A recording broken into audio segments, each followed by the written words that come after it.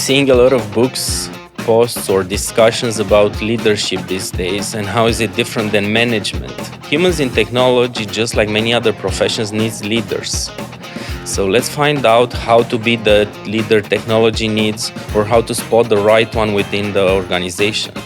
Melissa is the leader that we're gonna get the answers from. She is the Director of Technology Enablement at Campminder.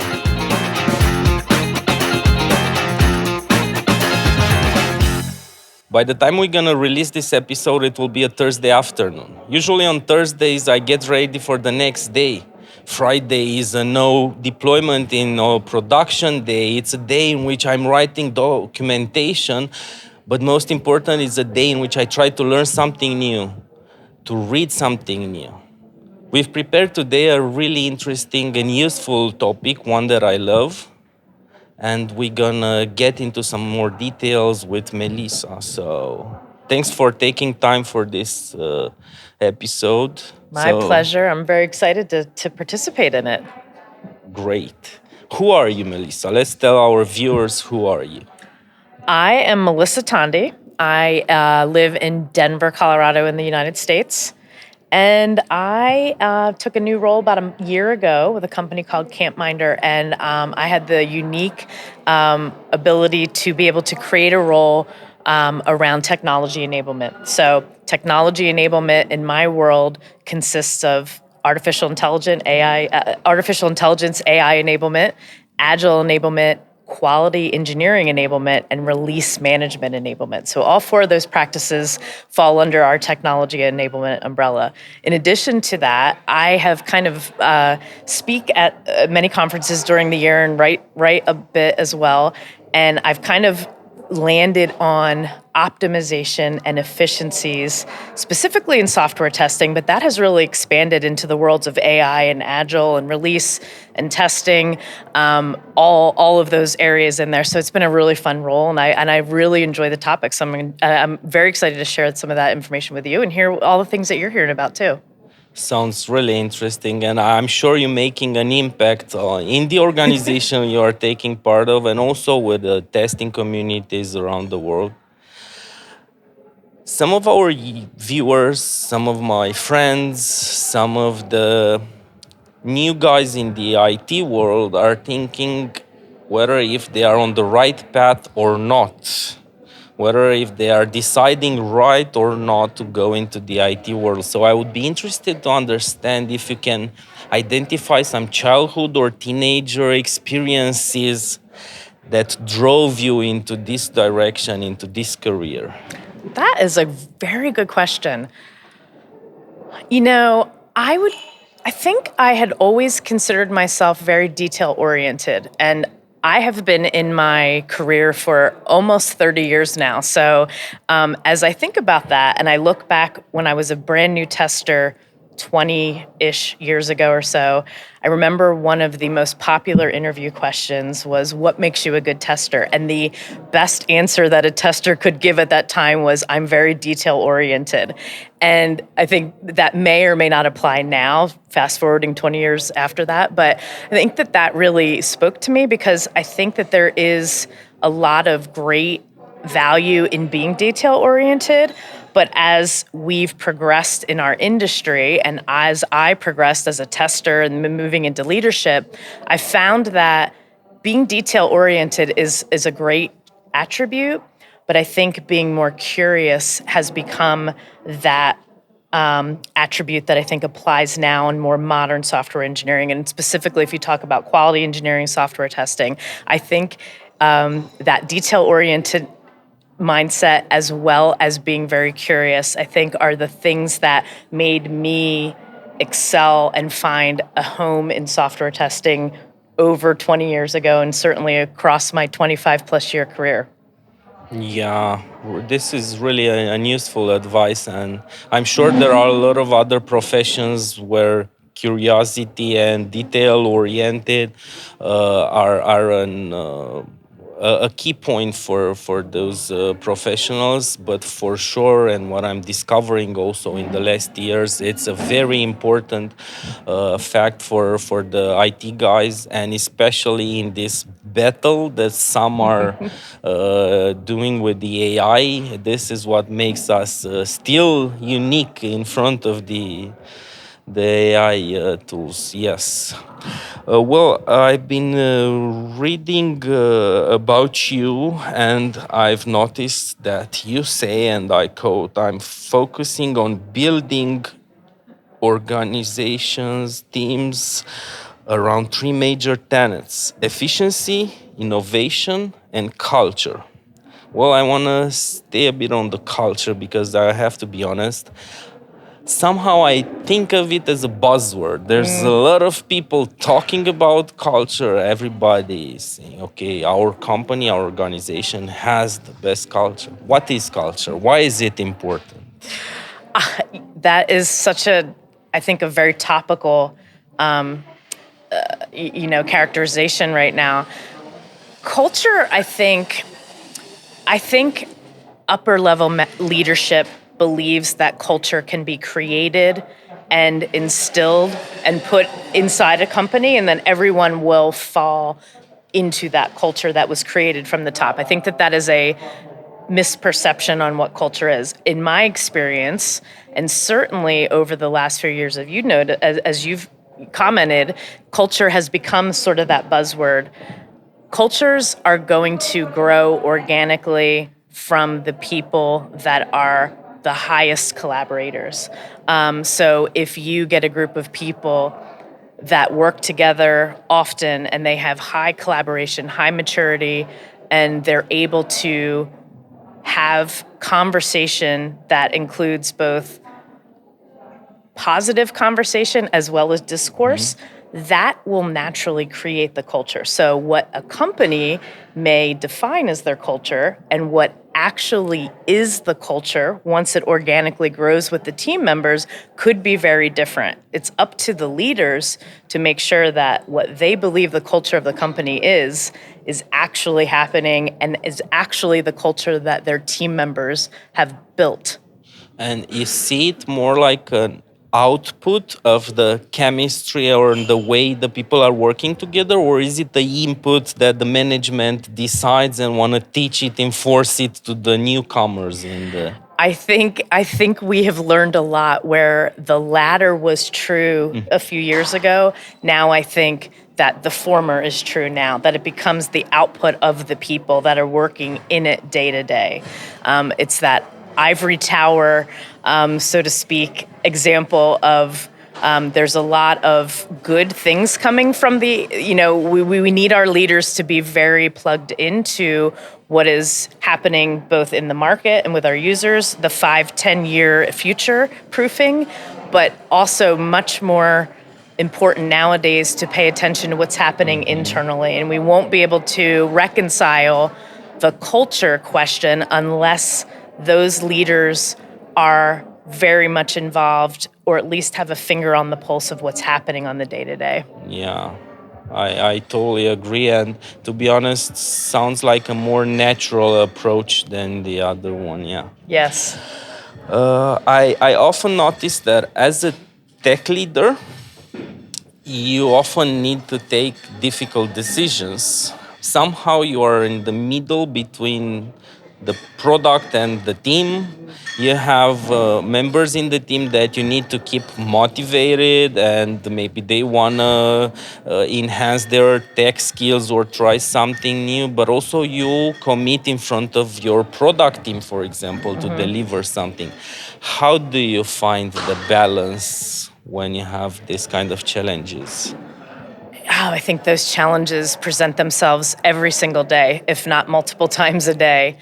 I'm pretty proud of something that we implemented at Campminder about 3 months ago, which we call it our 80/20 kind of breakdown of our day. And we committed what we'd heard when I first started at Campminder about a year ago. What we heard was a lot of feedback, and we don't have enough time to innovate or to focus on our own professional and career development.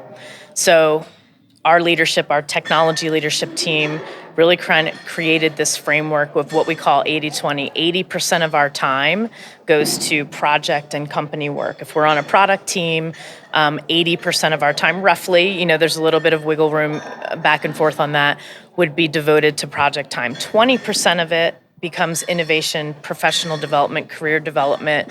We've created lots of committees where people can focus on topics that are very important to the company and immerse themselves that way, or they can be very independent and focus on their own professional development. But the idea is that we've given folks that 20% of time to really focus on that. So as a leader, when we were thinking about how do we foster a culture of not only innovation as people are working with each other and delivering on behalf of our product teams and our software delivery teams, but also how can we ensure that they also have the time to enhance their own skill sets. So we struck that balance, we called it the 80-20, and we rolled that out much like we would roll out any communication company-wide. And that's been quite successful. So I've been really happy with that. I think, it may not make sense for every company to adopt something like that, but it was our ability to hear what our team members were providing from feedback and for us to actually address that and calling that out and giving them the time to spend on what they wanted to do. Yes, it's if I can put it that way, it's the comparison between the infinite game mindset versus the finite game mindset. I've been using this metaphor, of course, inspired by Simon Sinek, with the recent discussion I had within my organization, and somehow I understand those project leaders, those product leaders that have, let's say, direction from the top management. You guys, you have this budget, you need to build this. Stay focused. You have these skills. You have these members in the team. They can be 100% efficient if they are working on this. So make sure this is your top priority.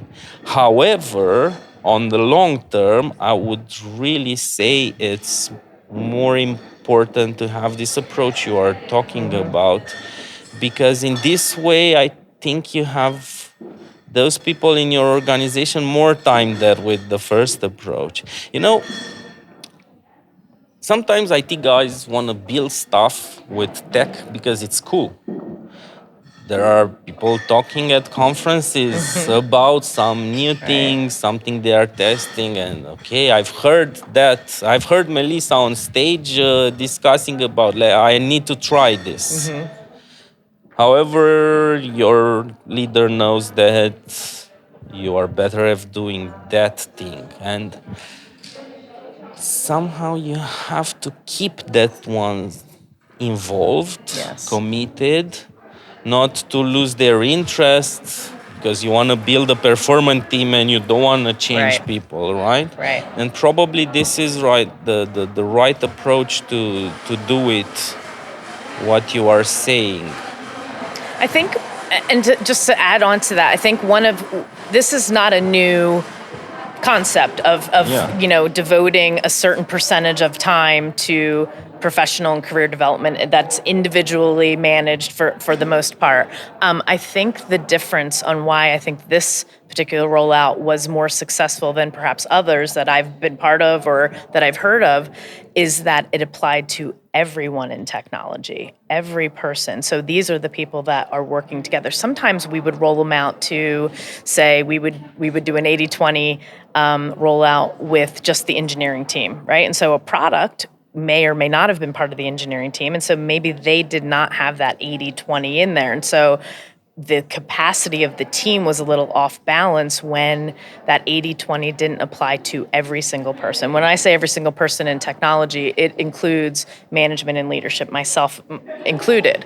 And I think when we struck that balance and said that it applied to all people in technology, that got the traction and the ability to maintain that traction over the long haul because it did apply to everyone. So I would say that was probably the biggest lesson learned, that it must apply to everyone, and you can't segment out those audiences, because when you get into the basics of those kind of agile ceremonies, which most of us are following some sort of an agile approach, when you're talking about, say, capacity planning, and you want to hear about what an individual's capacity is over the next week or 2 weeks or 3 weeks, if you don't build in that 80/20 and it doesn't apply, then your capacity will wind up being divergent over the course of weeks and timelines of delivery. So that was the biggest thing that we learned, that it must apply to everyone for it to be successful. Does does this mean that innovation can be led by tech guys? I mean, what I'm thinking of is that on one side, I've been hearing years ago the let's say stories about Google environment, where Googlers have one day in which they can build software, and Right. everyone, or some of the guys were saying, okay, Google is already selling a lot of their products, they have a lot of money, so they can do this, Right. and maybe one project will be successful. On the other side, I've heard Romanian leaders at least discussing about how you should not let tech guys define your product, because most of the time is a failure. So is this 80/20 way of working and giving this time for the technology person, devs, testers, also the management, useful to get new ideas of new products and innovate within the organization? I think it's the first step of it, because what we've said is we value innovation, and we're putting our quote unquote money where our mouths are, right? We are designating a 20% of your time to be spent on innovation. Some of that is managed with the manager and that person. And we just really want to make sure that there's nothing that is challenging somebody to be able to innovate during that 20% time, right? A lot of times we would get pushback and say, oh, we had a lot more work come on our plate, so I had to put that innovation time to the wayside. And that is a very common story. And next thing you know, there have been months that have gone by where that person has not had any time to devote to that. So I think starting it there, the next steps that we're working on, we actually have an innovation committee that is started from this 80/20 mindset.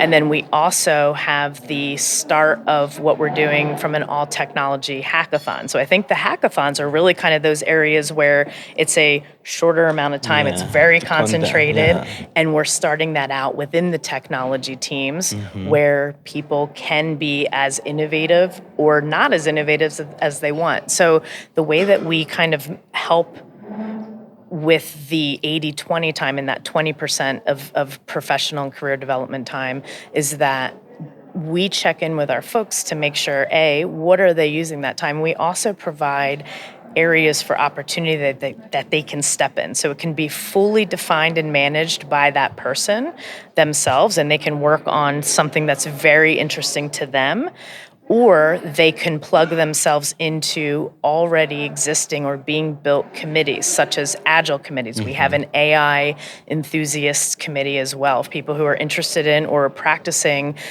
using AI for assistive technology in their day-to-day. We have a group that they can plug into. So we've kind of given people options where they can be fully managed by themselves and checking in with their manager, or they can plug into existing groups there. So I think technologists can and should be innovative, and they should absolutely be allowed to have that creative license to put their mind into something that they've been thinking about. And perhaps, during our company time, during working time, I think is when we allow individuals to have that creative license to think and to put their brain to work versus telling them what they need to do every day, you get a much more engaged and happy team member. And that's just going to benefit not only the people that they work with on the day-to-day, but the organization that they work in. And then obviously the company will be better off for it. Yeah. Okay, so we've talked about how we let humans be who they are, and we put the light on the humans in the organization. Right, it's one of the agile principles. We put the people in front of That's the correct. processes. That's correct. But on the other side, we need to deliver under some boundaries, right? You bet. And I switched to the topic of software development lifecycle that I know you are fond of. You're at the Romanian Testing Conference in 2024. You have a tutorial, you have a speech on stage about this topic, and it's something that I've been debating, and we've been going through some details. Me and Andrei Conțan, one of the co-founders, we had the webinar on this topic because in my career so far it's only two teams in which I managed to put in place this kind of process. Let's say we decided together that this is our development and release life cycle, Yep. and we want to stick to it. Why do people forget about it? I think sometimes the documented process is just too cumbersome and we lose the interest of the people if it's too rigid or too prescriptive. I'm a big fan of, and this is part of part of what I'll be talking about in my talk tomorrow, is the concept of building playbooks. And really, playbooks is just the glorified checklist. I'm a big fan of checklists. Checklists should be very meaningful and valuable to folks, especially on a product team working together, right? That should be a common language and a common theme that everyone knows about. I think what we wind up seeing is when we make process too cumbersome or too rigid or too prescriptive, we lose the interest of the people, and that will be the first thing that they put to the wayside. They will do things the most efficient way, and they will buck the process whenever that gets in the way of them being efficient. The balance is, how do you provide folks a playbook slash checklist so that they don't feel like it's being prescriptive? They can work within the boundaries of the playbook and the checklist and be very unique to things that the checklist or the playbook might not have uncovered. So we've created this kind of series of playbooks right now as we build out this agile enablement function within technology enablement. And that has also being proven quite successful. This is something that I've done in previous companies as well, but I think striking the balance between how much is too much documentation and process and how much is not enough, and finding that correct balance. And you can only find that correct balance when you actually have conversations with the team and you observe how they interact together. Mistakes had been made with this kind of rolling out of the playbooks because we tried to apply one template across all the organizations, and that failed pretty miserably. What we decided was each person, just like each team, is unique and different, but there are commonalities that can and should apply across those. Find those commonalities, build that into the basic building block, and then allow the teams to be creative and unique, building off of that very consistent and scalable building block. So that's been very fun. We are right in the middle of doing that and rolling that out in our company, but we've seen a lot of great, I think, feedback on that approach now, and looking at applying it to teams and then scaling that out once we've seen success with those teams in a repeatable and consistent fashion.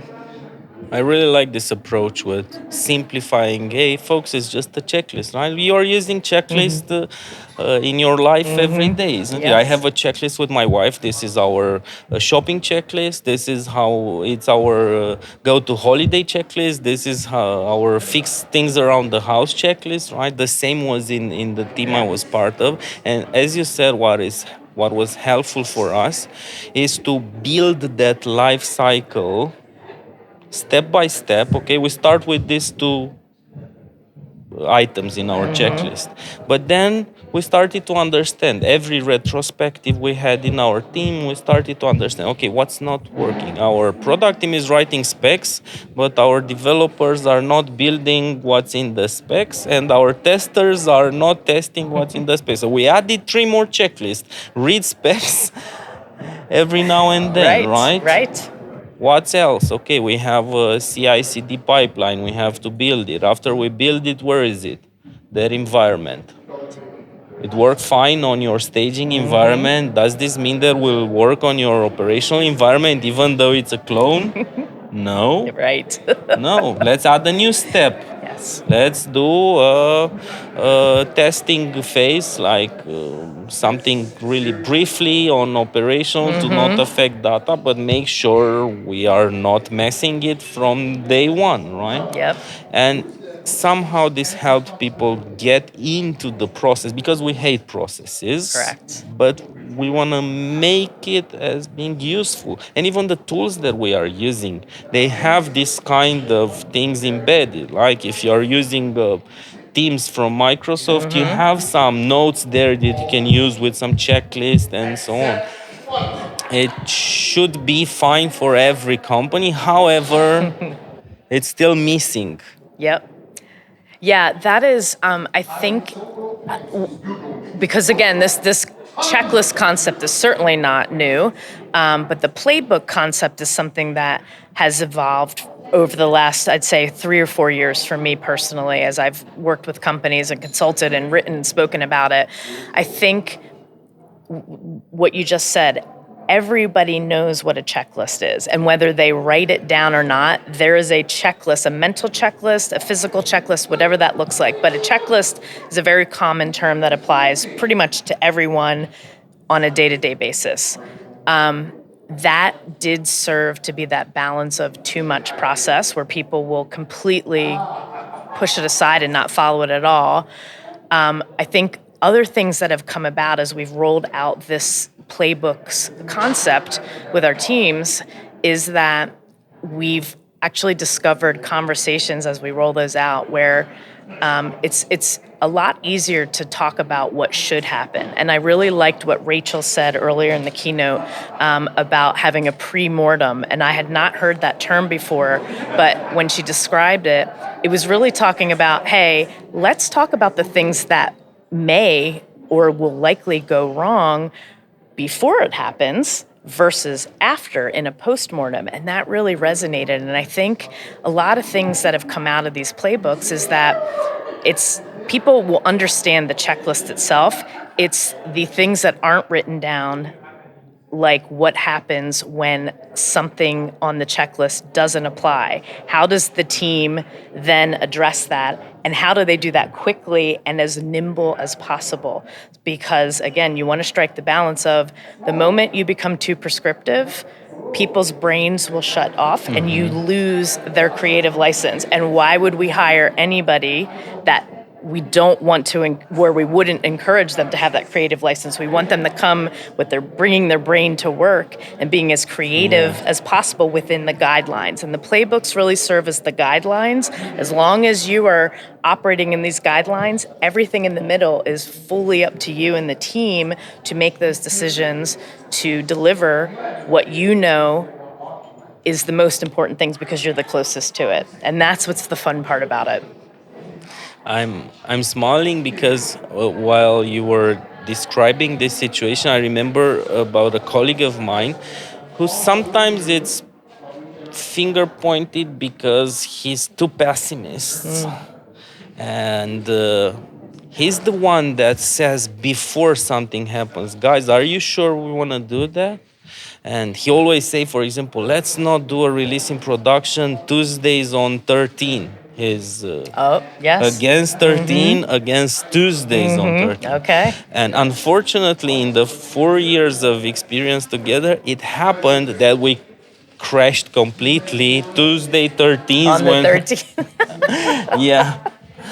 And as I said, we value more the approach that I expect things go well, but we are not ready when they go wrong. Right. And this is the important part. Do you think it's the digitalization that make things more difficult with these processes? I mean, I remember years ago when we were all in the offices and offices walls were full of definition of done and life cycles and principles Sticky and notes and sticky dry notes erase and boards, checklists. Was exactly. it easier back then that it's with the digital tools?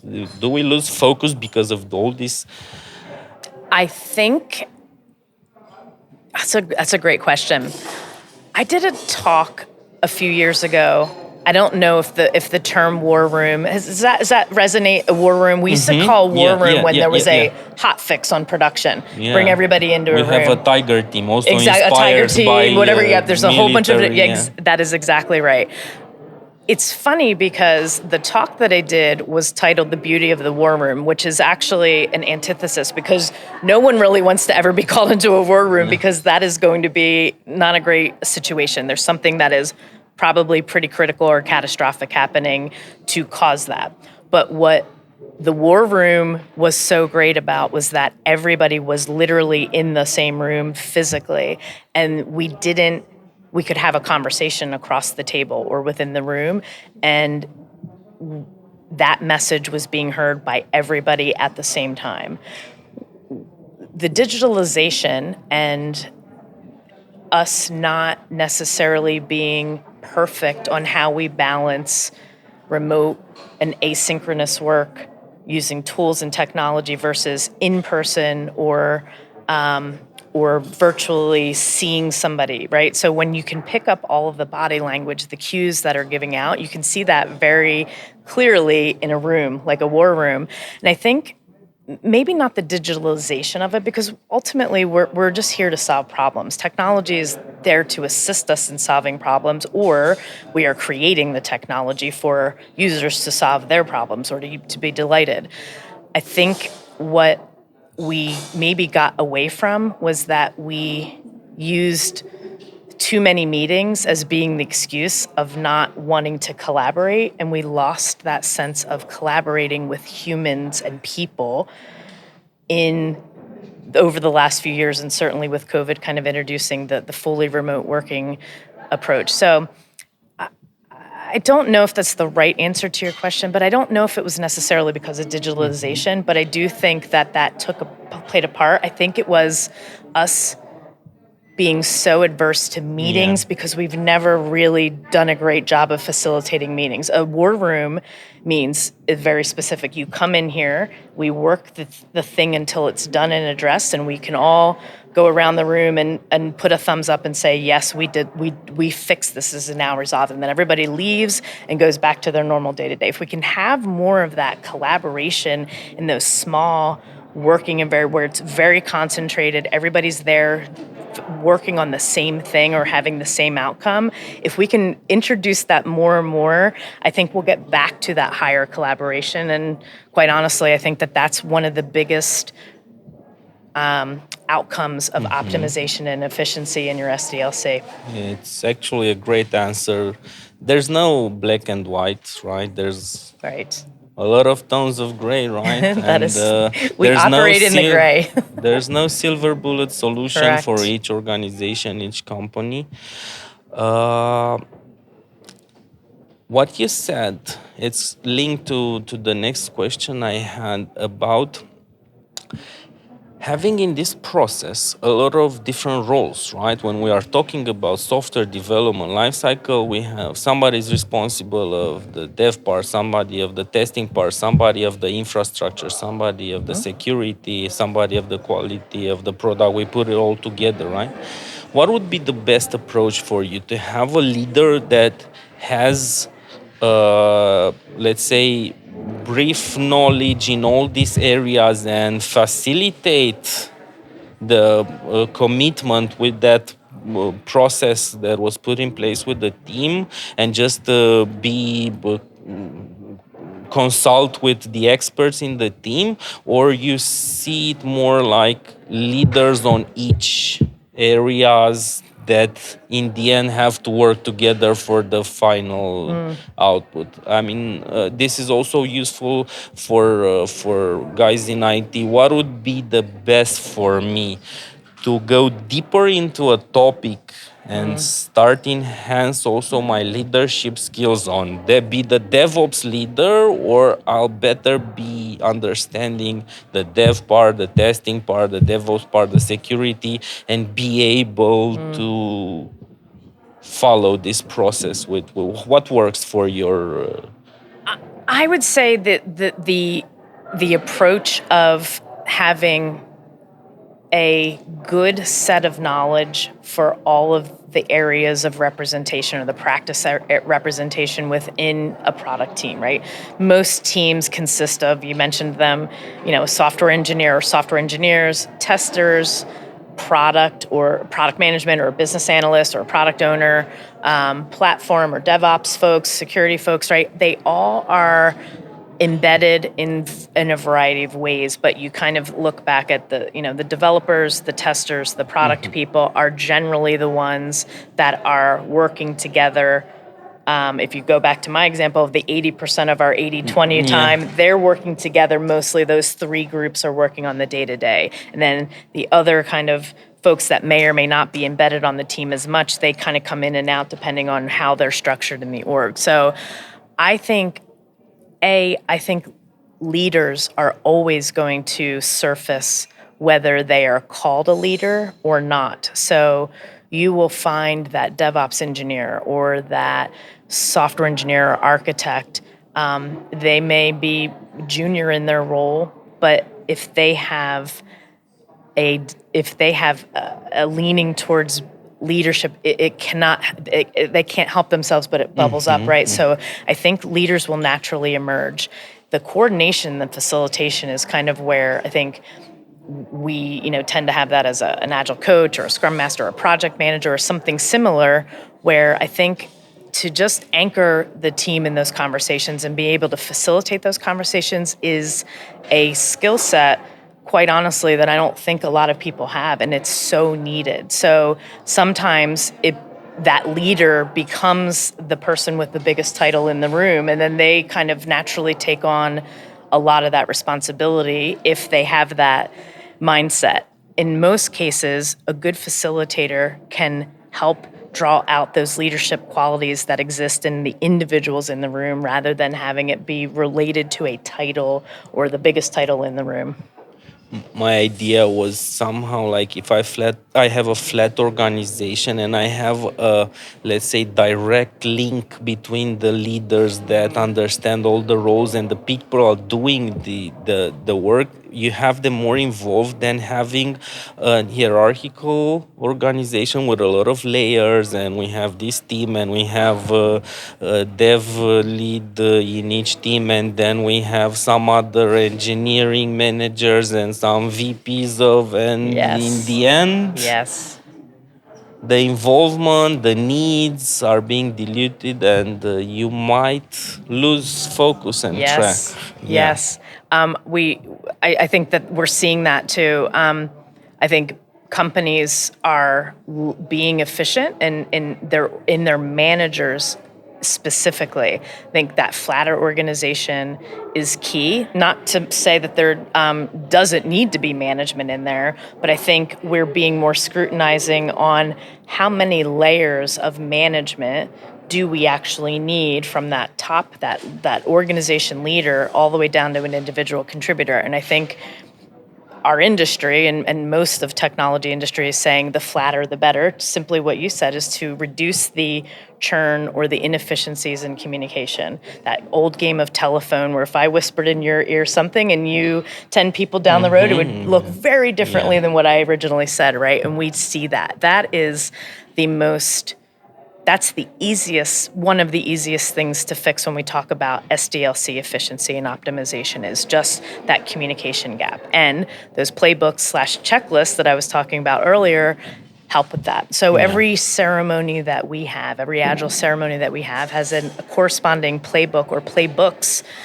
Sometimes people might want to go a Scrum approach. Some might want to do Kanban, right? So we want to make sure those playbooks are adaptable to the teams and unique to the teams. But we also want that to be a source of highly optimized communication and gathering of information so we don't have to waste a lot of cycles on the communication path. The communication path is already set because we have a playbook, and that playbook is repeatable. And then we can let the creative juices of the team flow because we've gotten all of that structure out of the way because it already exists now. We can just start that meeting and start collaborating rather than repeating to get everybody on the same page. Yeah, understood. Okay, I have one last great question for you. So in this AI invaded world, what we rely on is tons of data, right? Mm-hmm. AI tools, LLM tools won't work without tons of data behind. However, there's still a lot of big organizations that don't have the approach to ensure data quality. They start projects without having testers in their teams in day one. Would you have some recommendations how to convince the management that we should not start without having an expert tester in our team? I mean, I feel like I've been saying the term playbooks a lot now, but I mean, I will say that one of the other reasons why we employed playbooks was so that when we were looking at in the room and we didn't have that representation across the team of delivery, right? I mean, then the discipline and the rigor is that we don't start that meeting. If we don't have that proper representation and we look around and say, there's no tester, there's no data engineer, there's no platform engineer in the room, the next thing, and this is what takes a good leader to be able to say, no, we're holding ourselves accountable. The playbook says that when we have this ceremony meeting, let's call it a refinement meeting, that the people who are responsible for delivering the solution have to be part of that conversation. We cannot bring them in later or after work is already assigned. So a lot of this concept is that we have to be more disciplined and apply the rigor of when things aren't ready to go and stop it there and just have that dose of reality saying we're not ready yet. We will come back in a couple of days when we are ready so that we don't waste everyone's time sitting in a meeting that was supposed to be a refinement but wound up turning into something else because somebody wasn't prepared or going down the road. So I think having that, and that, going back to your question about like having that data and thinking about what AI has now introduced and thinking about data, the same would hold true. If we have a team or individuals on a team that are responsible for talking about data, they need to be in the room. We can't bring them in later or when we're ready to release or when we're getting close to releasing. They need to be part of those. So it's part of the shift left, right? All of those terms that we've kind of been hearing in our testing industry for years, shifting left, it applies to everyone. The idea is the most efficient way to agree on something is by having all voices in the quote unquote room, whether it's a physical room or virtual room, at the same time, hearing the same message and being totally dialed in and optimized at that time and not really wavering from that. That has to be the rigor of what we are putting in there. And then the creative stuff can come after that. But when we think about data, if those folks are not in the room before that first line of code is written, we've already messed up the process because we haven't brought them in early enough in there. Yeah, totally.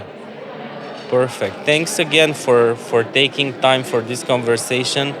I mean, I feel I've learned a lot in this means we're discussing, and there's a lot of useful information both for team members or leaders or aspiring leaders. Is there anything else you want to share with the viewers? Maybe something that I didn't ask about, the final thought? I'd say I'm looking around as people are kind of coming out of the second keynote of the Romanian testing conference, and this is seeing people share their feedback. And now, even as the conference is just starting today, I'd say find your community, whether it's at a testing conference like this, whether it's online, whether it is a local community group in your town or city or your country. I think find your community and really look at proving or testing out some of your hypotheses of what you're seeing at work, and ask people who don't work on it within your company that same question, and try and reach out to a diverse group of people. We tend to focus our learning on the company that's paying our paycheck, right? And that is where our loyalty kind of goes. And we often don't step outside of collaboration, outside of people that we're working with. These conferences and spaces like this are critical for us to enhance our industry and to share ideas like this to a wider audience. The best conversations that happen at conferences are the ones that aren't necessarily in a session with a speaker. It's the conversation that happens after that session where people's minds are engaged and they want to share. So take that as much as you possibly can, and even if it's not physically at a conference like we're in now, apply these same principles to whatever your community looks like, and you will flourish. Great. On this note, on sharing ideas, thanks everyone for watching. If you found this content useful, please share it with somebody in your organization, your school, your group of tech friends. Drop us some comments on the platforms you are watching, and stay curious. See you on the other side.